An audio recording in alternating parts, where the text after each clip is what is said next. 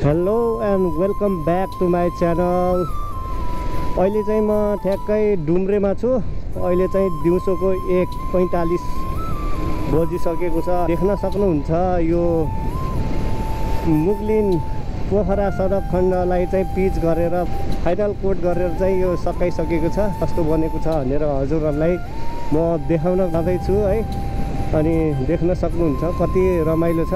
नेपालको अधिकांश यति बाटोहरू चाहिँ यतिको भयो भने चाहिँ आहा सलिड हुन्छ।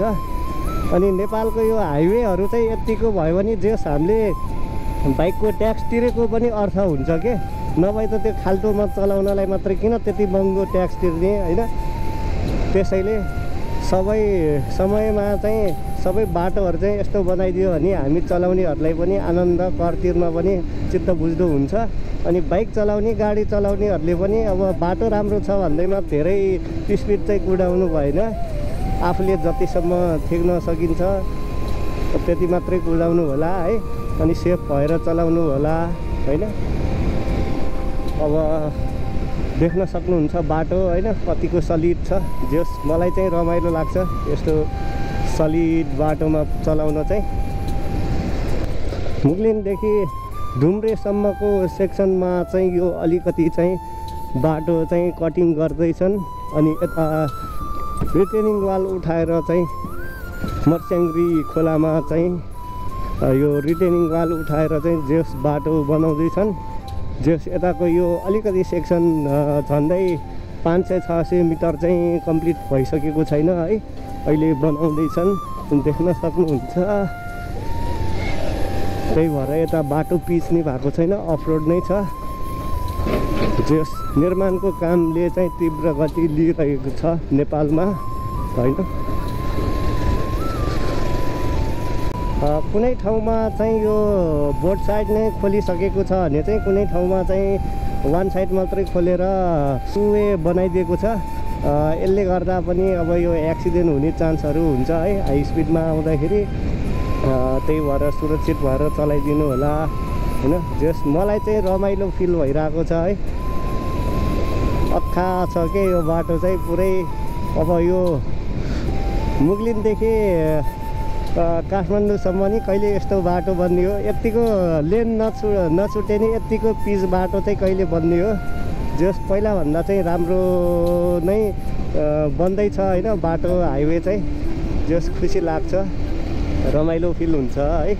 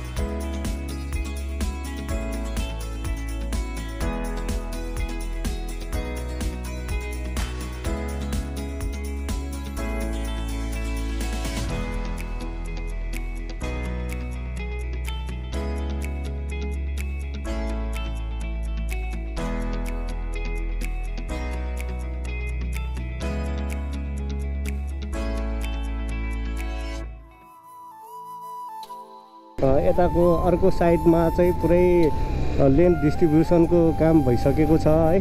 देख्न सक्नुहुन्छ तपाईँहरूले।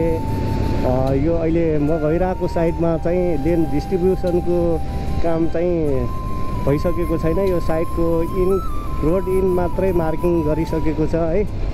अब छिट्टै हुन्छ होला यता यो साइडमा पनि यो रोड मार्किङ होइन। त्यो रोड मार्किङले पनि धेरै राम्रो देखिन्छ। यो रोडको सुन्दरता नै फरक देखिन्छ। अब देख्न सक्नुहुन्छ। अब यो बाटो बनाउँदाखेरि सबै त एकैचोटि त पिच गरेको होइन। तैपनि अब यो सेक्सन यो कनेक्सन देख्न सक्नुहुन्छ यसरी। यो यसमा पनि तपाईँको फिलै नहुने गरी उनीहरूले पिच गरिदिएको हुन्छ, फिनिसिङ ल्याइदिएको छ। यो सडक विभागले यो रोडमा मात्रै होइन जुनसुकै रोडमा पनि त्यो टालटुल गर्दा अथवा त्यो बिग्रेको ठाउँमा मर्मत गर्दाखेरि चाहिँ यसरी नै यो फिलै नहुने गरी जुन यो सडक खण्डमा भनौँ न यो मुगलिनदेखि पोखरा जानेमा चाहिँ फिनिसिङ गरेको छ। यसरी नै सबै रोडहरूमा फिनिसिङ दिनु होला। पछि पिच यो बाटो बनिसकेपछि पछि मर्मत गर्दाखेरि त्यो माथि उठ्ने गरी बनाएको हुन्छ। त्यसले चाहिँ यो गाडी चलाउने बाइक चलाउनेहरूलाई चाहिँ धेरै नै अप्ठ्यारो फिल गर्छ। यो जोइन देख्न सक्नुहुन्छ यो त्यस्तै गरिदिनु होला है। गऱ्यो भने त किन नसक्नु। यसरी नै यो फिलै नहुने गरी पछि फाल्टै सानो एउटा पोर्सन मात्रै बनाउनु पर्यो नि चाहिँ त्यसरी चाहिँ बनाउन सकिन्छ है। कृपया त्यसरी नै बनाइदिनु होला।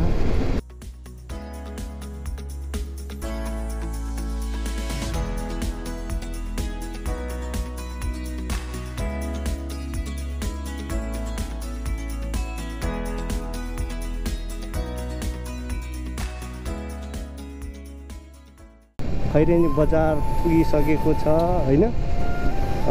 ठ्याक्कै यो अलिकति अगाडि यो खैरेनी चोक आउँछ है। जान त म काठमाडौँ जाँदैछु तर पनि म काठमाडौँसम्म चाहिँ भिडियो कन्टिन्यू गर्दिनँ। मैले जुन देखाउन खोजेको चाहिँ यो डुम्रेदेखि चाहिँ मुगलिन सडक खण्ड चाहिँ यो भिडियो मार्फत चाहिँ देखाउन गइरहेको छु। त्यसरी लेफ्ट साइडबाट चाहिँ कहिल्यै ओभरटेक गर्नुहुन्न है।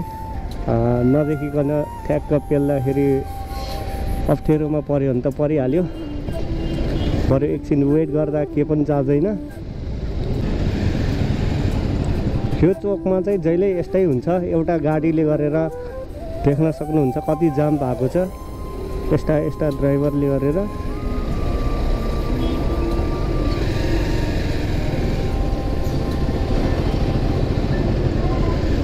ठाउँ नपुगेको ठाउँमा चोकैमा रोकेर बस्छ। अब यताको प्रशासन पनि त्यस्तै छ, केही गर्न सकेको छैन।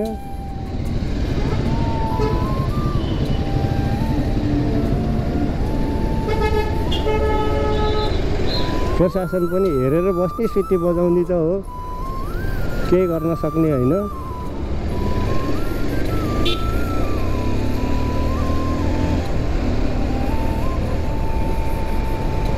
अहिले चाहिँ म ठ्याक्कै यो ऐनापरा पुगिसकेको छ है।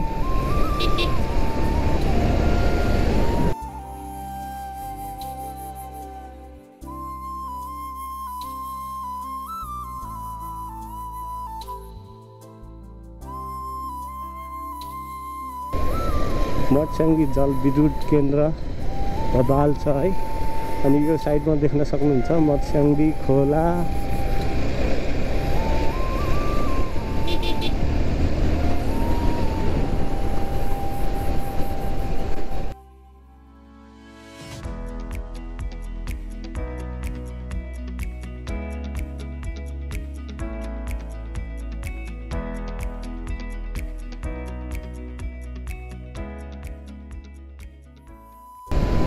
यो साइडमा मर्स्याङ्गी खोला बब्बाल। यो बाटोको यो ठाउँ चाहिँ मलाई अति रमाइलो लाग्छ है गाइज। फाइनल्ली म चाहिँ मुगलिन पुगिसकेको छ है। अब म यो भिडियोलाई चाहिँ यहीँ इन गर्न जाँदैछु किनकि मैले यो ट्राभलिङ भ्लग भन्दा नि यो डुम्रेदेखि चाहिँ यो मुगलिनसम्मको सडक खण्डलाई चाहिँ देखाउन खोजेको हो। मेरो च्यानलमा नयाँ हुनुहुन्छ भने सब्सक्राइब गरिदिनु होला है। म यस्तो यो भिडियोहरू लिएर आउने नै छु होइन गाइजहरू। फेरि नै अर्को भिडियोमा भेटौँला। By by.